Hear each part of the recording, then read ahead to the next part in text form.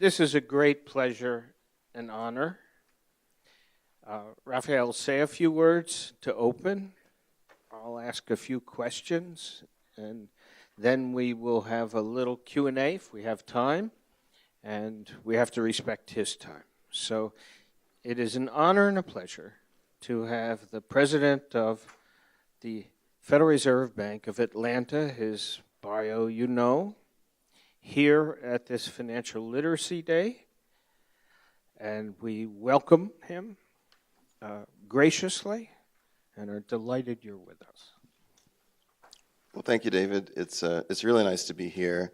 Really appreciate the invitation, and anytime I get an opportunity to talk about financial literacy, I always jump at that. For me, financial literacy is it's been a long time soapbox issue for me. When I was a professor, I did research on financial literacy. The costs of a lack of financial literacy to individuals and to society is substantial. And so things that we can do to make it better are, I want to be as supportive as possible. And then I wasn't really fully appreciative of this when I took this job, but the Fed does a lot in financial literacy as well. So we have a team that goes out and tries to teach the teachers about what aspects of financial literacy they might be able to pass on to their students. We engage with high school teachers primarily, and over the course of a year, we may get in front of upwards of 10,000 teachers and 300 workshops that we have on an annual basis, and it's something that is quite important to us. And so we engage with that. We also engage with students directly. We have a financial literacy program initiative. We make it a competition. People seem to respond to competitions a little better. And so we are very much in the forefront. And then we're also really advocating and pushing for financial literacy to be a requirement of the school system. So here in Florida, there is a requirement that financial literacy be taught. I think it's important that we continue that, and if you're from a state where that's not the case, I would encourage you to get out and knock on some doors and get people to think about that, because in so many ways financial literacy is critical. Usually when I go around and talk, I talk a lot about access to opportunity. One of our missions, one of our mandates is maximizing employment, and the definition of what success looks like is a direct function about how many people are employable. Right? So if we have fewer people that are employable, then maximum employment is going to be a lower number than it might otherwise be. And so if we want to maximize that and really touch as many people as possible, we've got to get people in a position where they are fully employable. And people who don't have financial literacy are at a disadvantage in terms of being employable, and at a disadvantage of actually helping us maximize our employment. So we are very interested and engaged in trying to improve the space of financial literacy as much as we can. And to that end, I like when I talk to folks to give people homework. I was wondering whether I should wait till the end, but I think I'll do it now and then I'll remind you at the end. Financial literacy is not something that we should just be passive about and hope that someone else will do it. I think it's something that all of us need to take a role in, and there are many, many ways we can do this. So one, and I hope all of you sort of take this up as something to do. One thing we can do is actually encourage it among young people, right? There's research that shows that the habits of financial literacy can really take hold for kids by the age of 7. So if you can get them early, they can actually get to a different place in terms of maintaining that and being ready when they have real decisions to make moving forward. A second is, and I mentioned this already, make sure that financial literacy is a requirement in school systems, and make sure your schools are actually taking it seriously, so that this is not just a check-the-box exercise, but rather something where we're covering the right topics, because there's not a standard curriculum in this, so there are questions that we can ask on that.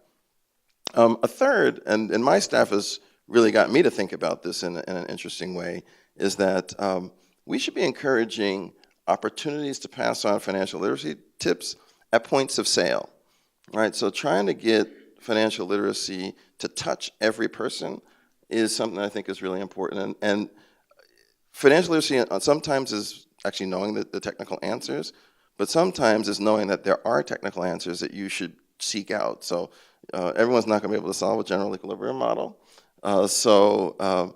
But if you know that there's some general equilibrium behind it, then you should know this is not an easy decision. There's some complexity here, and if I don't know everything, I should seek someone out, seek an advisor out to get that, and that's an important thing. And then a third, or I guess it's a fourth thing, is to talk to people. So, and every person. And so we, on your chairs, you got a card about financial tips. We've actually just started a new series that we're going to have on our website called Financial Tips. And I would encourage you to go to our website, use the materials that are there, and get this in front of your staff, your contractors, anyone who you engage with, because this is something that I think can be an all-hands effort. And the more people who are engaged in trying to make sure that we're all literate, I think the greater the possibility that we will be literate. And so we deal a lot at the high school level. I know the financial literacy that you guys are doing here is at that next level, right? So Bloomberg terminals and all that kind of stuff. That's another level of literacy, but that's also quite important in the sense that we need people to be able to get through basic things, but then we also need a diverse and broad range of people to be more sophisticated so that resources can reach into communities that may not have always had those resources available, and then when they get there, they're actually used to a productive way. And the types of things that you're doing, I think, are really helping to push us in that direction. So thank you very much, and now I'll turn it back to you. Not yet. I actually had prepared a full speech for today, and I didn't, as you can tell, I didn't give the speech. So if you want to see it, you can go to our website at the Atlanta Fed and read the whole thing. There's a lot more detail around what I've said, but if I didn't say that, my folks would yell at me. So thank you. Now I'll give it back to you. Thank you. The endorsement of financial literacy is accepted and received well. I'm glad. Let me ask a personal question first. You are the first African American to serve as a Federal Reserve Bank president. Your place in history is unique. Only one person can be a first. Given the times, the history, what we see around the country, can you reflect on your position for a minute? So, yeah, I guess I can. Usually when I think about this in two ways. On one level, it's not a big deal. Right? I can't approach the job as it being a big deal because I'd be focused on the wrong things. So I have to make sure that, if I'm the president, I got to be the president. I got to do that job well, and it wouldn't matter what I look like or where I came from or any of those sorts of things. And so I approach the job every day as if it's not a big deal. But it is a big deal. And it is, when the announcement happened, I got emails from all over the country, people I didn't know, basically saying about how excited they were, how it changed their view of economics and what was possible. And that was actually quite humbling. And it was really nice. And now when I go around, people want to take pictures with me. Like that never used to happen before. So clearly people think that it's a big deal. I do think that, and I'm hopeful that by doing this job, I'm causing people to not flip into their usual, the historical biases that we've had about who can do certain jobs, and can you make judgments on that just by what they look like or where they come from, and that by being good at the job, it will make it easier for a broader range of people to do things. And if I do that, if what comes out of this, that's a tremendous legacy, I think. Yeah, thank you. You have been very serious in academic work. This audience doesn't know, but they're about to learn. Raphael was the valedictorian in his high school, Harvard and Stanford, serious work at HUD, and at the Atlanta Fed, as president, he still contributes to some of the research commentary. And if you go to the Atlanta Fed website, you can read some of it, as I did not too long ago. Can you comment about economic research, and particularly this question? If you had to select a thesis topic today, what would it be?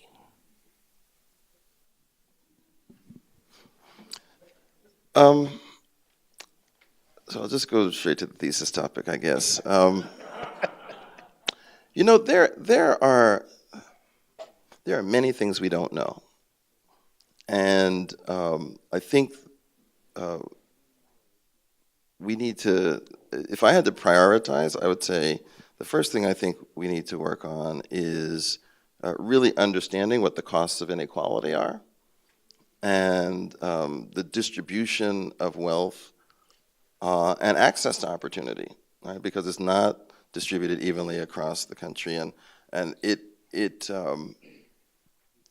is a barrier to maximizing employment. I take it all the way back, because inequality of access to opportunity, if you're in a bad school district, or if you're in a place where you can't play outside, you're not going to get the skills that will allow you to get to good colleges or college at all. And that's a constraint on what you're going to be able to do, and that's a problem. I do think there's much more that we need to say about what wealth inequality means, and we know that inequality has increased considerably in the last 30 years. And I don't think that my field has said very clearly, well, are there costs to that? And if so, what does that look like? And I think getting a clear answer on that would be a great dissertation. I think that would be very interesting.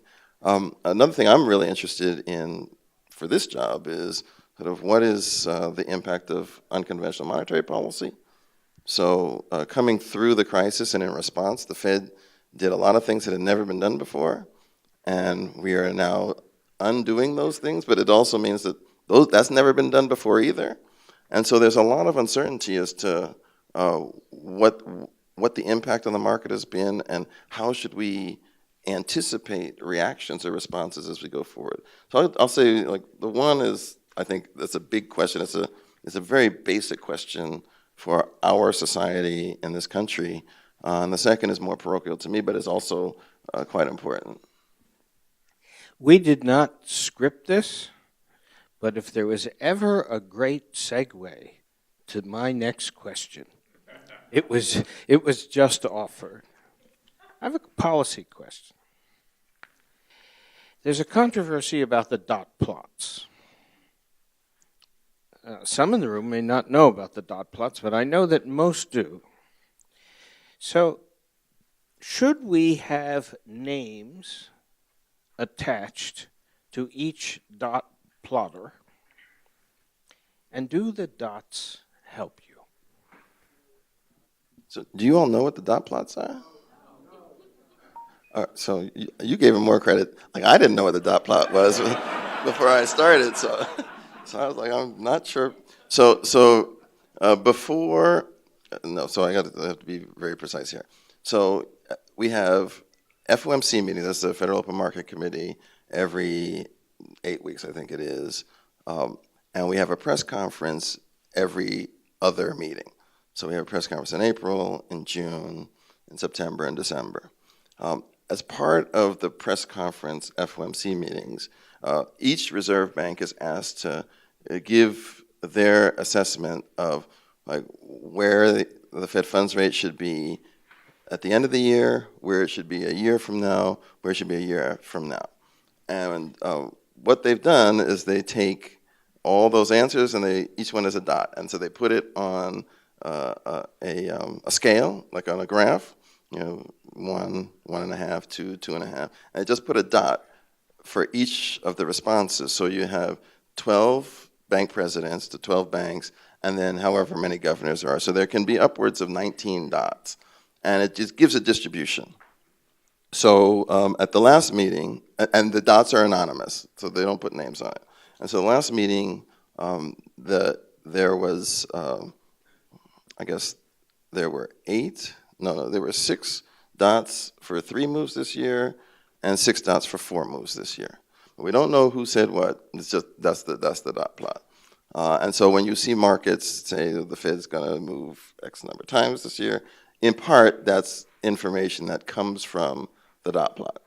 All right, so that's sort of, now we all know what the dot plot is, so when you hear people talk about it. Do I think there need to be names on it? I don't think that that's so critical. I think that I was not there when they decided to do this, so I want to say that. My sense is the value of the dot plot is to give a sense of the distribution of responses. One of the things I really like about the Federal Reserve System is that we're independent. Like, we're allowed to have our own opinion. And the dot plot just gives you a sense of the range of our opinions. And that range could be informative, just to say, okay, are they leaning one way? Are they leaning another way? And the other thing I would say is that the dot plot is not, it doesn't lock us into any policy. I say all the time, my decision for the next meeting is based on the data that we get between those meetings. And if it comes in totally different, then what I put in the dot plot last time is not really going to be helpful. I may actually be in a different place by the time that meeting happens. And so it's a point in time picture of where we are. Now, does it help? I don't know. I mean, I ask you guys, does it help? Well, they didn't even know we did it, so I can't ask them.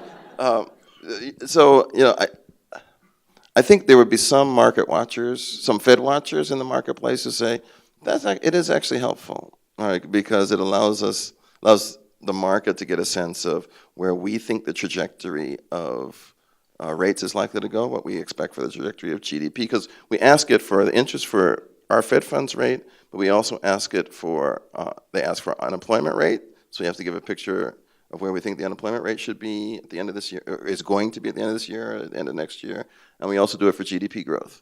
Right, so if you can go, this is all public, so you can go see what we did and where we are, and I think it gives some picture, but it's really just a picture, and people have to decide whether that information is useful for what they're trying to do and how they should expect moving forward.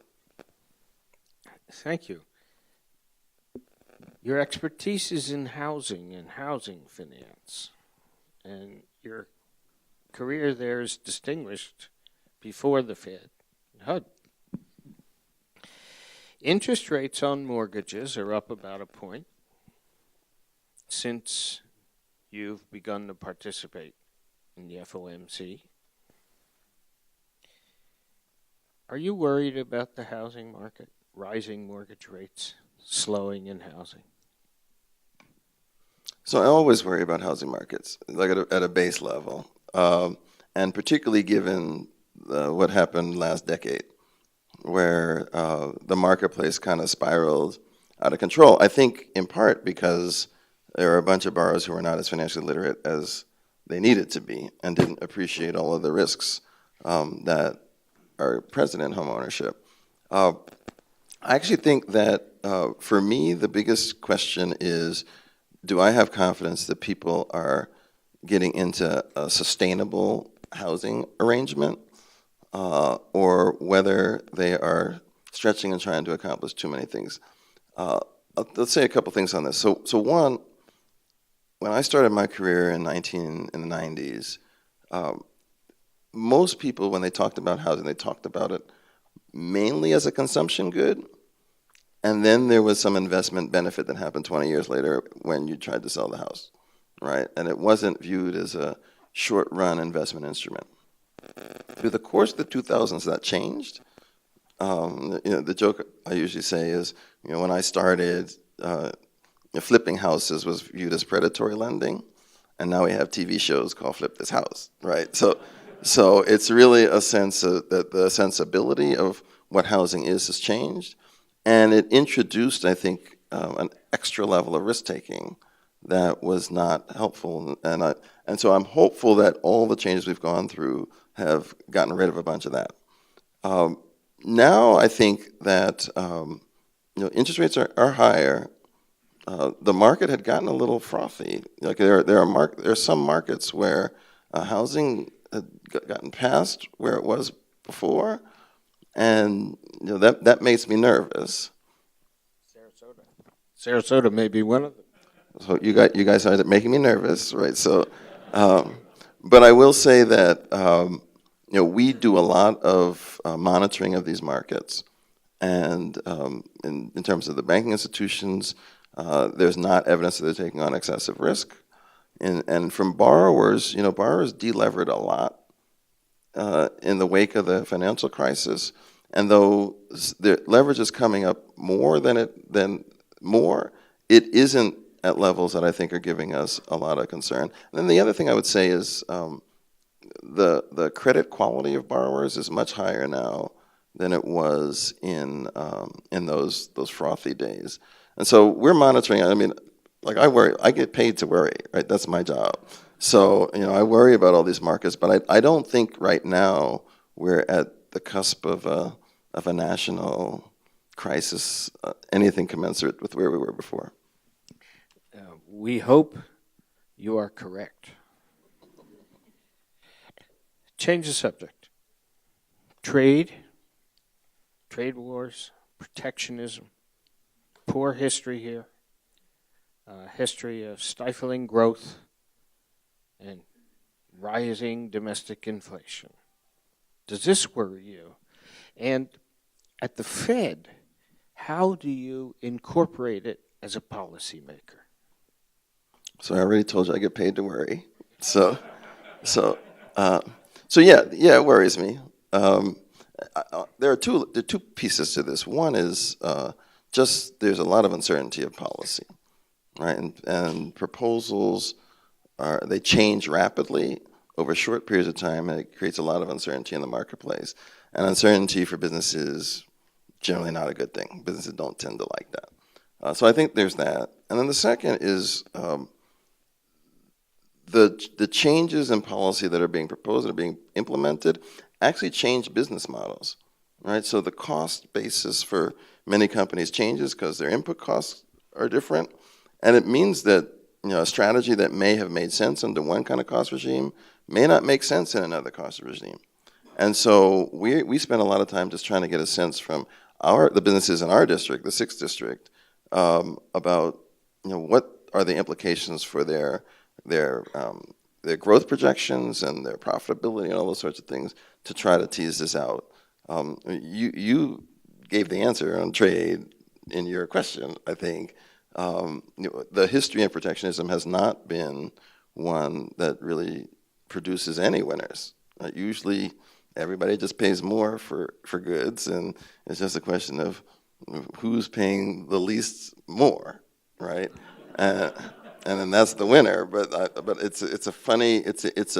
it can be a painful type of win. Now the policy context is complicated, right? So in some way, this tariff regime they're trying to accomplish something in terms of our relationship with some of our trading partners. The question is whether this strategy can do it, and then is it the least costly way to accomplish this from a domestic perspective? I don't get to make those decisions, and so I tell our folks, just be ready. Like when you see the proposal and it's signed, then put it into the model. But at this stage, we're taking a wait and see attitude. We're not every proposal, every tweet that comes out. We're not running a whole new set of models because the tweets come out fast, right? So we would be just churning all the time, and And I want to make sure, we have limited resources, so I want to make sure that we spend our time on things that are real. We were going to serve egg rolls today at lunch, but the price went up 25%, so we took them off the menu. We have a global policy discussion following this discussion. And we're going to talk about China and Japan and the US, and that outlook is coming. Before we open up for a few questions, can you give us your view of this global landscape that we might consider, and our speakers then can respond later or listen to a Fed president's viewpoint? So they can all just say that I'm wrong. I don't know what I'm talking about, right? So I think in the last couple of years, we've been pretty blessed in the sense that we've seen growth just about everywhere. All these countries are recovering in a way that is mutually reinforcing on some level. Firms are seeing markets expand and opportunities increase across the world, and I think that's been a really positive thing. In part, it's because no, I don't even want to say it like that. On another side, all the central banks have been in the same place. The spigot's completely open. We're going to be as accommodating as possible to try to make sure that we get out of the Great Recession and get to a more sustainable place. We're a little ahead in terms of unwinding that, but that unwinding is coming in all the central banks as well. And so we're entering a transitional period. I'm hopeful that, I think we've been fortunate here, our unwinding has really demonstrated that the economy can stand on its own feet. And I'm hopeful that as other central banks do the same, we learn the same thing across the board. If we can do that, that would be quite positive. I think there's a lot of geopolitical risk as well, and that's stuff that we don't really control. I mean, it's just going to happen, and then we're just going to have to respond to it. And so that's stuff that we all have to pay attention to because there's a lot of uncertainty there. We have time for a couple of questions. Here are the ground rules. The press, please hold your questions because you're going to have a press conference in a few minutes and you'll have your opportunity. We'd like guests who are here and attending the conference to be able to put a question. We'd ask you, one, to identify yourself when you offer the question, and two, please be brief so we can get to as many people as possible. One in the back, one here. Go ahead. Thank you. Martin Barnes from BCA Research. You mentioned there's a lot of things we don't know. I think we would all agree with that. One of the important things we don't know, central banks don't know, is what is the equilibrium real interest rate? Some people think it might be zero. Do you have a view on that? Sure. I think it's low. I mean, I think the research shows pretty clearly that the equilibrium real rate has fallen over the last 20 years. It's going to be somewhere in the range, somewhere between, I've seen estimates that range from 3/4 to -0.5, right? All of those are plausible. I mean, we haven't seen the real interest rates this low, I think maybe ever. So, that's the range I would say, and that has implications for what our target neutral rate would be. We do work on this a lot, and that's kind of what we've seen. Quickly. Bob Bunting, Waterstone Strategies. My question is about, in a way, financial literacy for the Congress.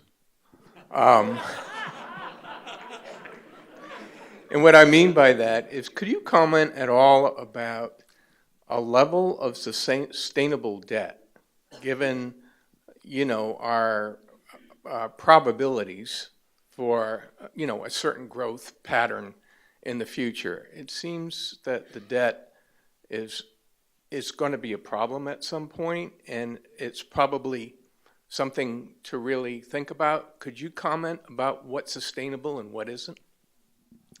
So sure. What I usually, so my view on debt in general is that debt in and of itself is not necessarily a bad thing, right? Because it depends on what you use the proceeds for. And so if you invest it wisely, you can wind up making an investment that makes the debt worth it. So the question we have to ask ourselves is, are we creating opportunities for those investments, for there to be investments, and then are those investments being used in a way which would suggest that the taking on a debt was worth it, right? And so that's, we don't know the answer to that question right now.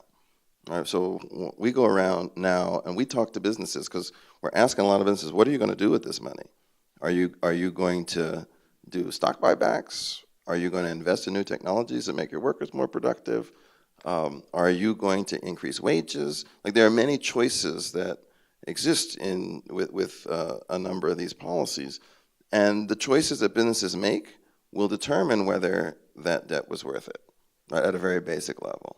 And so we are trying to figure this out in real time. And any insights that you have on that, please tell us, because the sooner we know, I think the better position will be to give a clearer commentary on that. One here, I think. Okay. I had one question, which was, there's a lot of talk at the Federal Reserve about inflation targeting or price level targeting. Who is the speaker? I know, but no one else. Oh, yeah, excuse me. I'm Dick Hoey. I'm with BNY Mellon, an economist. There's a lot of discussion about inflation targeting, price level targeting, including on your website, written by yourself, which I read, and I'm sure David read. But one of the critiques of the Fed is that it's been a maker of bubbles, that excessive ease in 1999, because of fear of year 2000, very slow, gradual tightening in 2004, 2006, and now the critique is QE around the world has suppressed bond yields for some time, and we're going to pay for it. So how does the Fed incorporate the risk of generating bubbles in attempting to get to that inflation target or a price level target? How does it incorporate that risk into its approach to deciding where to put the federal funds rate? So I think that there's risk in any policy, right? And what we try to do is calibrate and balance, right? So as you move in any direction, there's a potential that you can overdo it, or you can induce other people to overdo it. And that can happen on the upside or the downside. I think at a very basic level, there's going to be uncertainty in policy. And what we try to do, and I'll tell you what we try to do in the 6th District, we try to get out ahead of it. So I have a team, and we were kind of innovators in this at the district level, whose job it is to go around the district, so that's Florida, Georgia, Alabama, parts of Mississippi and Louisiana, and the eastern 2/3 of Tennessee, and just talk to people, right? And talk to business leaders, talk to community leaders, and get a sense of what challenges are they seeing? How are their decisions changing given the environment, to try to get out in front of it, right? Because I believe that many of these trends start and are long underway before they show up in any aggregate numbers. And so we got to have intelligence on the ground. So we have the regional executive for this district is Karen Gilmore over there. She's our person to go and talk to folks. So I have a plea. I always give this plea. If you get a call from one of my staff, take the call, meet with them, tell them what you're seeing, because that's valuable intelligence for us, so that it minimizes, I think, the likelihood that we will do the things that you're talking about, because we'll have that advanced information and intelligence, and that can be incorporated into our policy making. One more question. Oh, good. Hi, Kristen Zaborski, Assistant Professor Economics, State College of Florida. Do you have any concerns at all with regard to the Board of Governors with some empty seats? Any pros and cons with not having the maximum amount for the Board of Governors? Yeah, so we're supposed to have 7. We have 3. 3 is that's a small number. And it basically puts a lot of pressure because the work doesn't go away. It just means it's just spread over a smaller number of people. So all the governors, all 3 of them, are just they're dealing with a lot, and I'm hopeful that we will add to that. Now, in terms of the monetary policy stuff, we have staff, right? And there's a lot of staff that they're going to do what they do, but it's a large organization. There's a lot to do, and that's kind of where the pressure happens, because you can't just keep pushing people at that level. So I'm hopeful that we'll get those other 4 seats filled in as soon as possible, so that we can get to a more rational level of work required for each of the appointees. All guests at this conference are entitled to a speaker's fee. Now, there are rules in the Federal Reserve about the limitation of gifts. Yeah, I trust you read them. We brought a bag of gold, and the speaker's fee is a Bitcoin. And it's manufactured by a company called Foiled Again, and it contains milk chocolate. In fact, it is the most tangible value you will ever hold in your hand with a Bitcoin. So we thank Dr. Bostic for joining us today, for participating. Please, and we want to award you your Bitcoin.